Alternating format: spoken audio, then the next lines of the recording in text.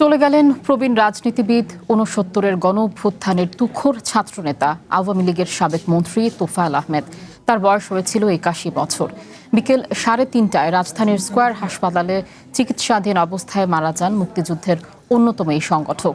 তিনি দীর্ঘদিন ধরে প্যারালাইসিস সহ নানা শারীরিক জটিলতায় ভুগছিলেন।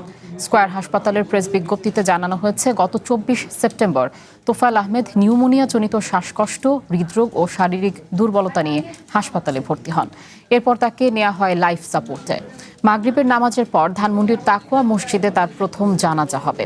আগামীকাল জন্মস্থান ভোলায় দ্বিতীয় জানাজা শেষে পারিবারিক কবরস্থানে তাকে দাফন করা হবে বলে জানা গেছে।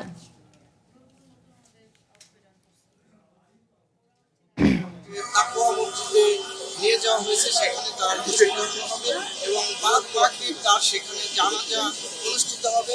যদি কোনো ভক্ত বা তার কান্ডারি থেকে থাকেন, তারা সবাই সেখানে এসে নামাজে অনুষ্ঠানে আপনারা সমবেত হবেন।